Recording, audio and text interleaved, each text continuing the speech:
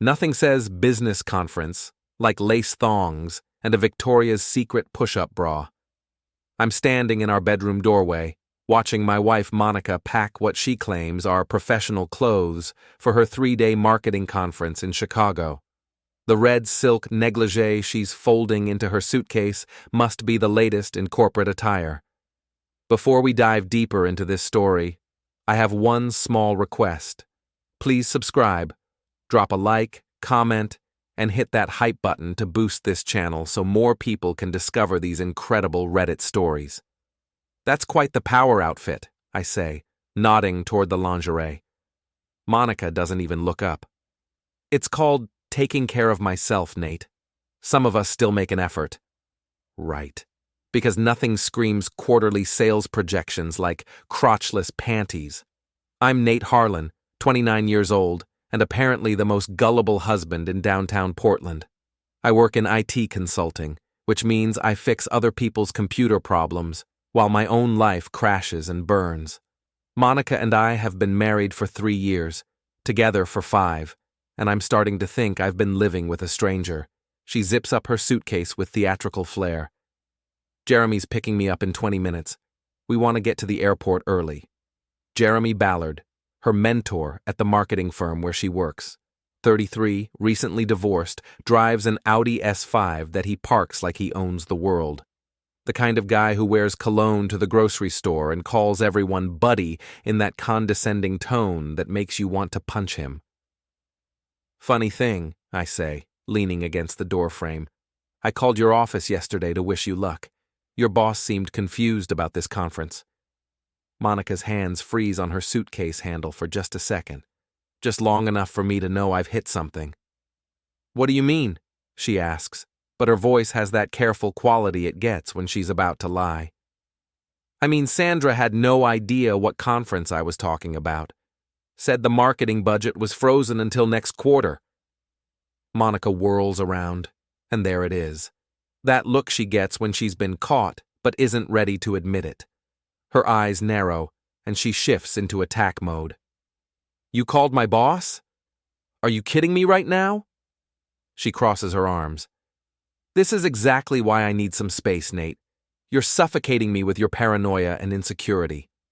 Ah, yes, the classic deflection. Turn the tables. Make me the villain. I've seen this show before. I'm not insecure, I say calmly.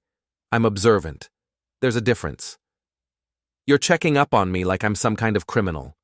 Do you have any idea how embarrassing that is? The funny thing about gaslighting is that once you recognize it, it loses its power. Monica's standing there in her designer jeans and silk blouse, looking like the picture of wounded innocence, but I can see right through it now. My phone buzzes. A text from Monica's best friend, Sasha. Can't wait to hear all the dirty details from Chicago. Get some girl. I hold up my phone. Sasha seems pretty excited about your business conference. Monica glances at the screen and her face goes pale. She's just being supportive. With winky face emojis. A car horn honks outside. Jeremy's here, right on schedule. Monica grabs her suitcase and heads for the door. We'll talk about this when I get back. And Nate, you might want to think about why you're so threatened by my success. She's good, I'll give her that. Even caught red-handed, she's making me question myself. But I'm done playing that game. Have fun at your conference, honey, I call after her. I'll be here when you get back. She pauses at the door. I love you. I know you do. I watch from the window as Jeremy helps her load her suitcase into his Audi. He's wearing aviator sunglasses and a smirk that makes me want to wipe it off his face with a baseball bat. Monica slides into the passenger seat, and they drive away toward whatever fantasy they've constructed. I give them 10 minutes to clear the neighborhood, then I get to work. First stop, Monica's laptop. She left it charging on the kitchen counter, probably figured she wouldn't need it for her conference. I know her passwords. She uses the same 3 variations for everything because Monica values convenience over security. Her email tells the whole story. No conference registration, no hotel booking, no flight confirmation. What I do find is a trail of messages between her and Jeremy that would make a porn writer blush. Apparently, they've been planning this getaway for weeks. My favorite exchange, Jeremy. Can't wait to have you all to myself for 3 days. Monica. I told Nate it's for work. He's so clueless, he actually believed me. Jeremy. Poor bastard. At least he's good for paying the bills while we have our fun. Poor bastard. That's me, apparently. I screenshot everything and email it to myself, then clear the browser history. Monica might be a cheater, but she's not stupid. She'll check. Next, I call Jake, my neighbor from 2 apartments down. Jake's a personal trainer with arms like tree trunks and a heart of gold. More importantly, he's got a truck and he owes me a favor from when I fixed his girlfriend's laptop. I need help moving some stuff, I tell him. Moving day, huh? Where are we taking it? Storage unit. And Jake, we need to do this fast. It takes us 4 hours to pack up everything that belongs to Monica. Clothes, shoes, makeup, books, that collection of scented candles she's obsessed with. All of it goes into boxes and gets loaded into Jake's truck. I'm methodical about it. Everything that's hers, nothing that's mine or ours. You want to tell me what's going on? Jake asks as we load the last box. My wife's at a business conference that doesn't exist, probably screwing her boss in a hotel room right now. Jake stops loading. Damn, bro, I'm sorry. Don't be sorry. Be ready to help me make them regret it. I change the locks while Jake runs the boxes to the storage unit. New deadbolt, new door handle, new security chain. I leave Monica's key on the kitchen counter with a note. Hope you enjoyed your real conference. Your things are in storage unit 247 on Morrison Street. The combination is our anniversary date, since you seem to have forgotten what that means. Then I sit down at my computer and start planning phase 2. Monica's social media is a gold mine of stupidity. She's been posting cryptic messages for weeks about new adventures and following your heart. Her friends have been eating it up, especially Sasha and Julia, who seem to think Monica's having some kind of spiritual awakening. I create a fake Instagram account and start following all of them. It's amazing what people will post when they think they're being clever. Sasha, just 2 hours ago. Some people are so lucky, wish I could get away for a romantic weekend. Julia's response. She deserves this after everything she's put up with at home. Everything she's put up with at home. Like having a husband who works 60 hours a week to pay for the apartment she's now locked out of. My phone starts ringing around 8 p.m. Monica's name lights up the screen. I let it go to voicemail. The message is a masterpiece of fake concern. Hey, baby. I just got to the hotel and wanted to check in. The conference is really intense already. I'll probably be too busy to call much, but I'll text you. Love you. She calls 4 more times over the next hour. I don't answer any of them. The texts start coming around 10 p.m. Why aren't you answering your phone? Nate, I'm worried. Please call me back. Something's wrong. You always answer when I call. Then, at 10:47 p.m. What the hell did you do to our apartment? Bingo. She tried to come home. I text back. Enjoying your conference? My phone immediately starts ringing. This time I answer. You changed the locks? Her voice is shrill, panicked. Did I? I don't remember doing that. Don't play games with me, Nate. Let me in. I'm not playing games. You're at a conference, remember? In Chicago. Why would you need to get into our apartment? Silence. I can practically hear her brain working, trying to figure out how much I know. I forgot something. I came back to get it. What did you forget? My presentation notes. I thought you said the conference was really intense. Shouldn't you be there? More silence. Look, she finally says. We can talk about this like adults. Just let me in. We are talking about it like adults. I'm talking. You're lying. Very adult. I'm not lying. Monica, I know about Jeremy. I know about the hotel. I know there's no conference. I know everything. The silence stretches so long I think she's hung up. Then I hear her crying. Not the manipulative tears she uses when she wants something, real, ugly crying. Nate, please, let me explain. Explain what? How you've been screwing your boss and laughing about how clueless your husband is? How you've been planning this for weeks while I've been working my ass off to pay for the apartment you're now locked out of? It's not what you think. It's exactly what I think. And Monica, this is just the beginning. I hang up and turn off my phone. The next morning, I drive to the gym where Jeremy works out. It's one of those upscale places downtown where guys like him go to see and be seen. I don't have a membership, but I don't need one. I wait in the parking lot. Jeremy emerges at 7:30 a.m. right on schedule. He's wearing designer workout clothes and still has that smug expression, even though he must know by now that I've figured out his little game. I get out of my car as he approaches his Audi. Jeremy, we need to talk. He stops, looks me up and down like I'm something he scraped off his shoe. Nate, I was wondering when you'd show up. Were you? Look, man, these things happen. Monica and I, we have a connection. It's not personal. Not personal. He's screwing my wife, and it's not personal. You're right, I say. It's not personal. It's business. Before he can react, I slap him. Not a punch. I'm not trying to break his nose or start a fight. Just a sharp, stinging slap across his cheek that echoes through the parking garage. Jeremy staggers back, more from surprise than force. What the hell? Consider that a receipt for services rendered, I say. Then I walk back to my car, pop the trunk, and pull out a duffel bag. Jeremy watches, confused, as I unzip it and dump the contents all over his precious Audi. Lingerie. All of Monica's expensive lingerie, but not the way she left it. I've been busy. Every piece has been cut up, stained with ketchup and mustard, and soaked in fish sauce. The smell is incredible. That's from Monica's business trip wardrobe, I tell him as he stares at the mess covering his car.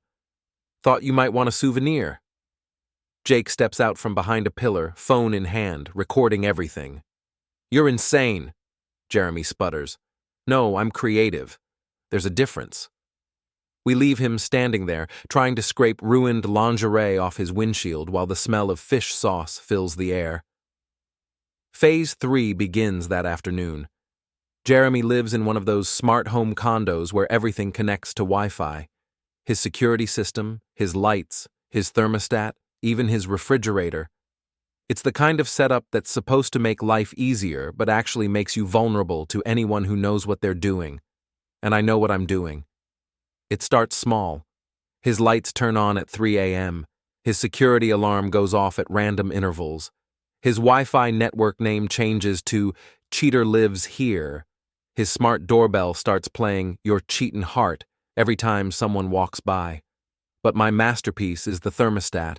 I program it to blast heat during the day and Arctic cold at night, switching every 20 minutes. By the third day, Jeremy's posting on social media about his haunted apartment. Meanwhile, Monica's been staying at various friends' places, trying to rally support for her version of events. But her story keeps changing. First, it was a misunderstanding. Then it was my fault for being controlling. Now, it's a temporary separation that got out of hand. Her friends are starting to ask questions. I decide to help them find answers. Sasha and Julia meet for brunch every Sunday at a trendy cafe downtown. They sit at the same table, order the same drinks, and gossip about everyone they know. This Sunday, I'm at the table behind them with a newspaper and a digital recorder. So what's really going on with Monica? Julia asks. Her story keeps changing. I think she's having a breakdown, Sasha says. First she says Nate kicked her out, then she says they're taking a break, now she's talking about Jeremy like he's her boyfriend. Wait, Jeremy from work? The divorced guy with the sports car? That's the one. Monica's been obsessed with him for months. She kept talking about how he gets her in a way Nate never could. But isn't he her boss? Technically, he's a senior manager, same level as Monica, different department. But still, it's messy. Julia leans forward. Do you think they're actually sleeping together? Girl, I know they are. Monica showed me the hotel reservation, said it was for a conference, but there was only one room. And the lingerie she packed? That wasn't for any business meeting. Oh my God, poor Nate. I don't know about poor Nate, Sasha says. Monica says he's been emotionally abusive for years. Controlling, paranoid, always checking up on her. That doesn't sound like the Nate I met at their wedding. People change, and Monica wouldn't lie about something like that. Wouldn't she? I have everything I need. That evening, I create a group chat and add everyone. Monica, Jeremy, Sasha, Julia, Monica's boss, Sandra, Jeremy's ex-wife, Karen, and about 15 other people from their social and professional circles. The message is simple. Hi, everyone. Monica asked me to share some updates from her business conference. Thought you'd all enjoy hearing about her professional development. Then I start posting screenshots, the text messages between Monica and Jeremy, with their explicit details and mocking comments about me. The fake conference story, complete with Monica's admission that she was lying. The hotel reservation for one room under Jeremy's name. And finally, the audio from this morning's brunch, where Sasha admits she knew about the affair and helped cover it up. My phone explodes with notifications. The group chat turns into chaos as people react, demand explanations, and turn on each other. Sandra, Monica's boss, is the first to respond. Monica, please call me immediately. We need to discuss this situation and its impact on your employment. Karen, Jeremy's ex-wife, is more direct. Jeremy, you're a piece of shit. I'm calling my lawyer about modifying custody. Our kids don't need to see what kind of man their father really is. But my favorite response comes from Julia. Sasha, did you really know about this the whole time? How could you help her lie to everyone? The group chat implodes as friendships dissolve and alliances shift. Monica tries to control the damage, claiming the screenshots are fake, but Jeremy panics and starts admitting everything, throwing her under the bus to save himself.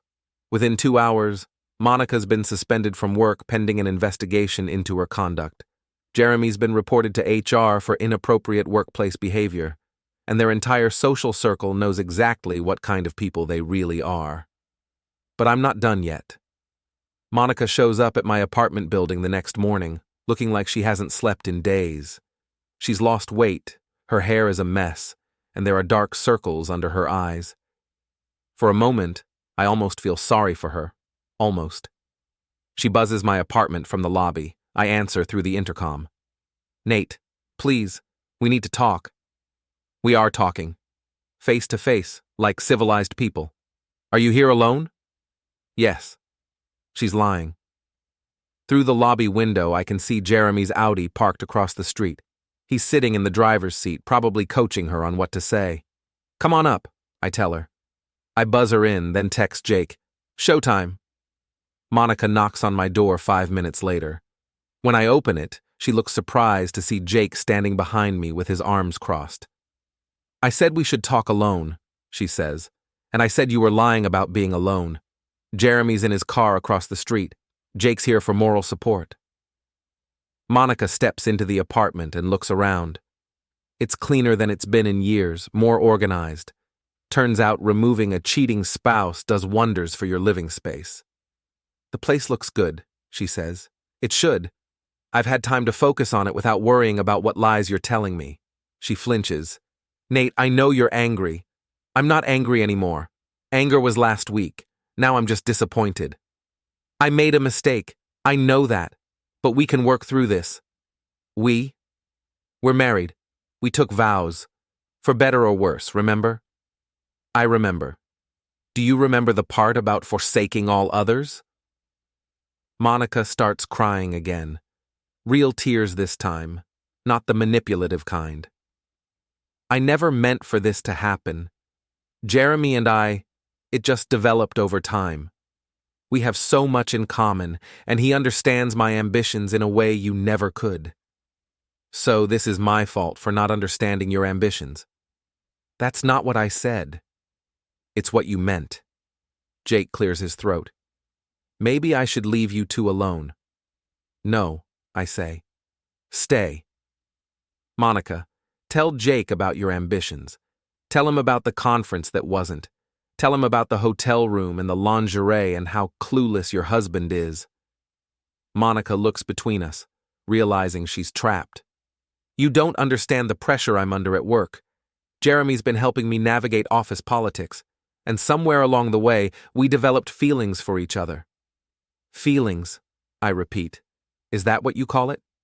Yes. What do you call planning to frame me for domestic violence so you could get the apartment? The color drains from Monica's face. What are you talking about? I pull out my phone and show her a screenshot of a text message. It's from Julia to Sasha, sent yesterday after the group chat exploded. Wait, was Monica serious about that plan to claim Nate hit her? Because after seeing these messages, I don't think anyone would believe her now. Monica stares at the screen.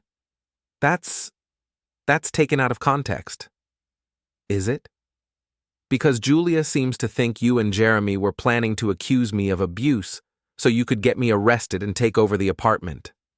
My apartment, that I've been paying for while you screwed around with your boss. You can't prove that. I don't have to prove it. I just have to make sure everyone knows about it. And guess what? They already do. I show her my phone again. The group chat has grown to over 30 people, including my co-workers, her family, and half the people in our apartment building. Julia, feeling guilty about her role in the affair, has been sharing everything she knows about Monica's plans. Monica sinks into the couch, defeated. What do you want from me? I want you to leave. I want you to take your stuff from the storage unit and disappear from my life. I want you to stop calling, stop texting, stop trying to manipulate me into taking you back. And if I don't, then I release the rest of the evidence. What rest? I smile. Monica, I'm an IT consultant. Do you really think I only found text messages? I've got emails, photos, financial records showing how you've been stealing money from our joint account to pay for your dates with Jeremy. I've got security footage from the hotel lobby. I've got everything. She stares at me like she's seeing me for the first time. You're not the same person I married? No, I'm not. The person you married was naive enough to trust you. This person knows better. Monica stands up, walks to the door, then turns back. You know what? Maybe Jeremy was right about you. You are controlling and paranoid. Maybe. But I'm not a cheater and a liar. She leaves without another word. Through the window, I watch her get into Jeremy's car. They sit there for a few minutes, probably arguing about what to do next. Then Jeremy starts the engine and they drive away. Think that's the end of it? Jake asks. Not even close. I'm right. 3 days later, Monica and Jeremy make their final mistake. They try to break into my apartment. It happens at 2 a.m. on a Thursday. I'm awake, working on a client project, when I hear someone trying to pick the lock. I've been expecting this. Monica's desperate. Jeremy's panicking about the custody battle with his ex-wife, and they need something to use against me. I text Jake. They're here. Then I grab my phone and start recording. The lockpicking fails, so they try the fire escape.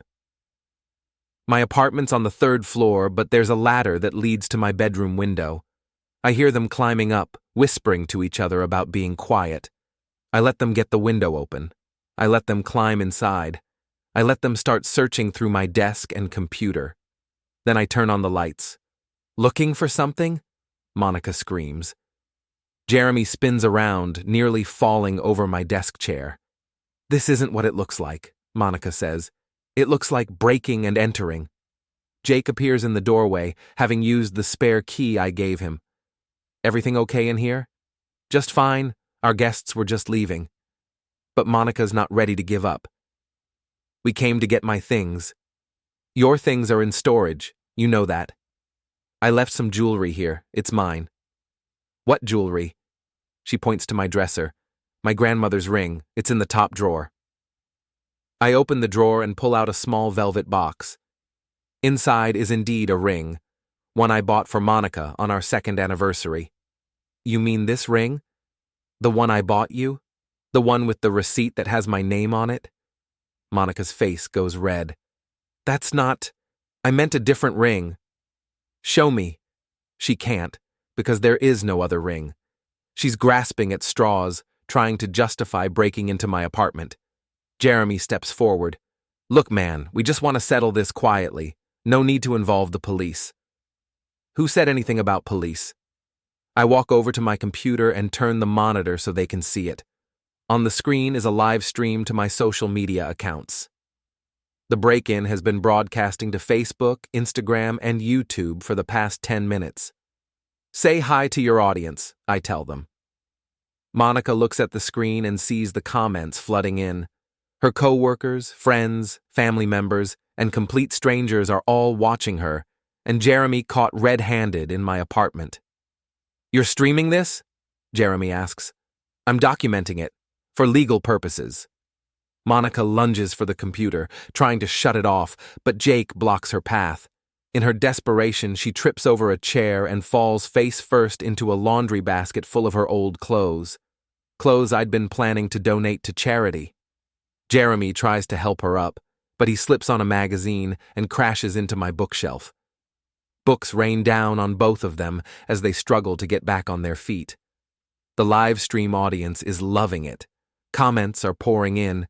Is this real? Someone called Jerry Springer. Best reality TV ever. Monica, your mom says come home immediately. That last one gets Monica's attention.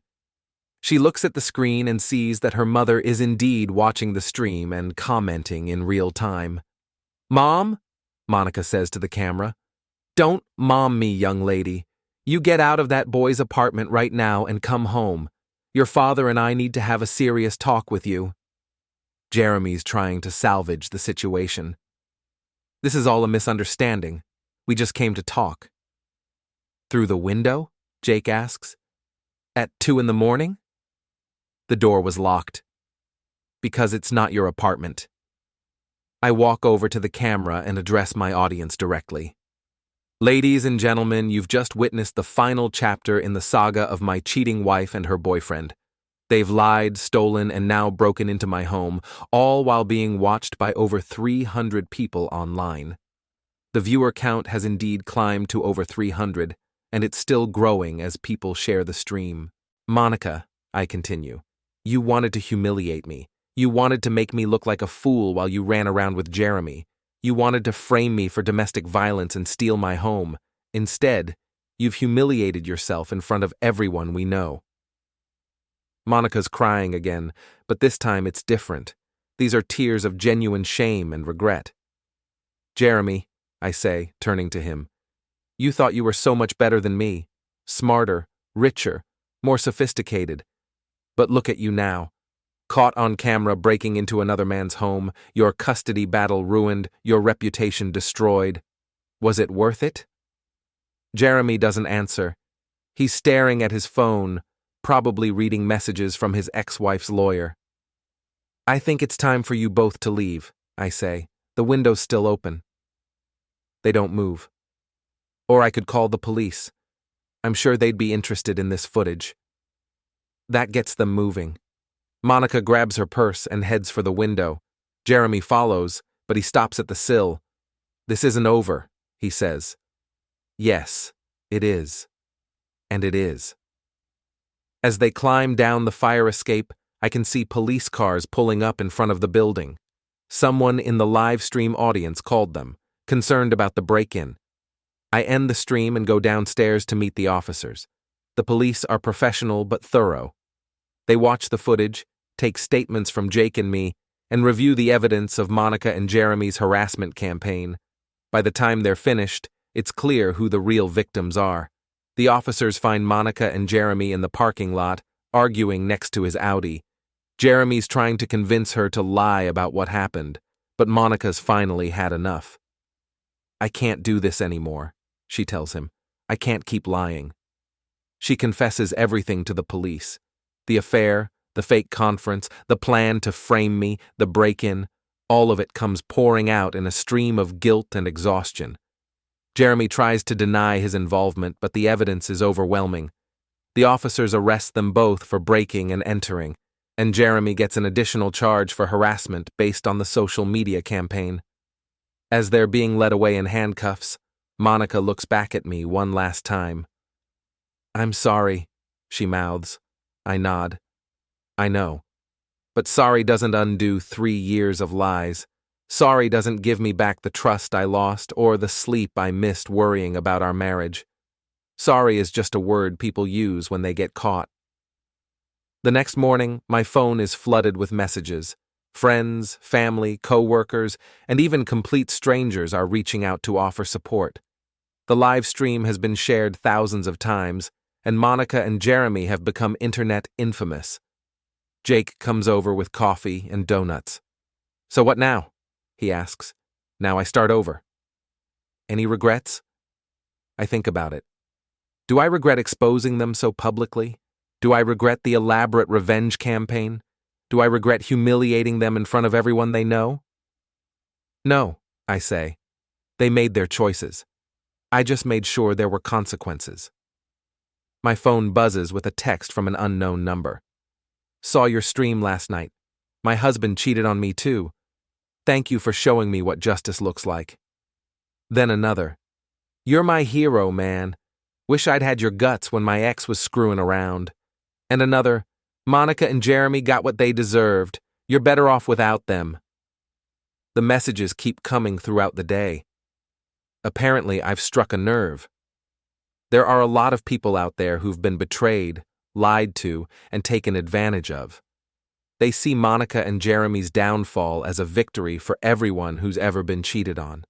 I'm not sure I'm comfortable being anyone's hero, but I understand the sentiment. That afternoon, I get a call from Sandra, Monica's boss.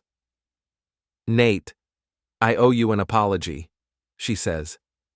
I had no idea what Monica was doing. The company has a zero-tolerance policy for this kind of behavior. I appreciate that. She's been terminated, effective immediately. And Jeremy, well, let's just say his consulting contract won't be renewed. So they've both lost their jobs on top of everything else.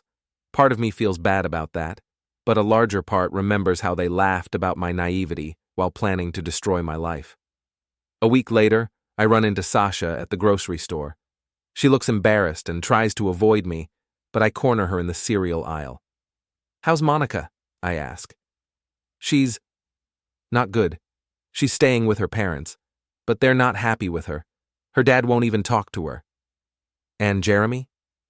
"His ex-wife got full custody of the kids. He's living in some studio apartment across town working at a call center." A call center. From senior marketing manager to call center drone in less than 2 weeks. That's got to hurt. "Sasha," I say, "why did you help her lie to me?" She looks down at her shopping cart. "I don't know. Monica made it sound like you were the problem. She said you were controlling and that she was afraid of you."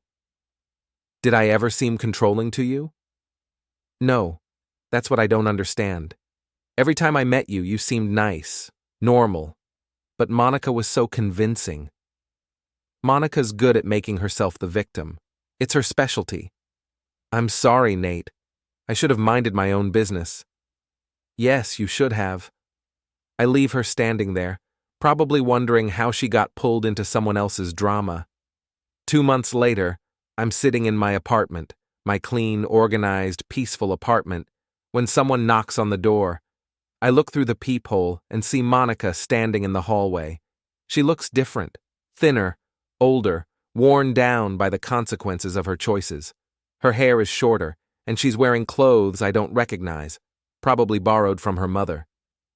I open the door, but don't invite her in. "Hi," she says.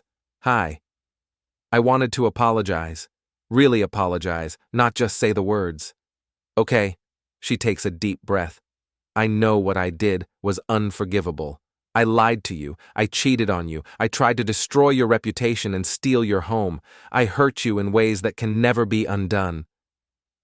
I wait for the but. There's always a but with Monica. I was selfish and stupid and cruel. I convinced myself that I deserved better, that you were holding me back, that Jeremy understood me in ways you never could. But the truth is, I was just bored and looking for excitement, and I didn't care who got hurt. Still waiting for the but. I'm not asking for forgiveness. I don't deserve it. I'm not asking for another chance. I know that's impossible. I just wanted you to know that I understand what I did, and I'm sorry. She turns to leave, then stops. For what it's worth, you were a good husband. I was just too selfish to appreciate it. And then she's gone. I close the door and lean against it, processing what just happened. Monica actually took responsibility for her actions. No excuses, no blame shifting, no manipulation, just genuine remorse. It doesn't change anything, of course. The trust is still broken, the marriage is still over, and the hurt is still real. But it's something. My phone rings. It's Jake. You want to grab dinner? He asks. There's a new place downtown I want to try. Sure. Give me 20 minutes. I grab my jacket and head for the door. As I'm locking up, I realize I'm smiling. For the first time in months, I'm genuinely happy. Monica was right about one thing. I'm not the same person she married. That person was trusting to a fault, willing to overlook red flags, desperate to make everyone else happy at his own expense. This person knows better. This person values himself enough to demand honesty and respect. This person won't be taken advantage of again, and this person is ready to start the next chapter of his life. As I walk down the hallway, I pass the apartment where Mrs. Chen lives. She's standing in her doorway, probably waiting for her grandson to visit. Evening, Nate, she says. You look happy. I am, Mrs. Chen. I really am. Good for you. Life's too short to waste on people who don't appreciate you. Couldn't agree more. I take the elevator down to the lobby, push through the glass doors, and step out into the cool evening air. The city stretches out before me, full of possibilities I haven't considered in years. My phone buzzes with a text from Jake. Running late. Order me a beer. I text back, already on my way. As I walk toward the restaurant, I think about everything that's happened. The lies, the betrayal, the revenge, the consequences. It's been a hell of a ride, but I wouldn't change any of it. Monica and Jeremy thought they could outsmart me, humiliate me, and steal my life. Instead, they destroyed their own lives while teaching me exactly what I'm worth. And what I'm worth is a lot more than either of them deserved.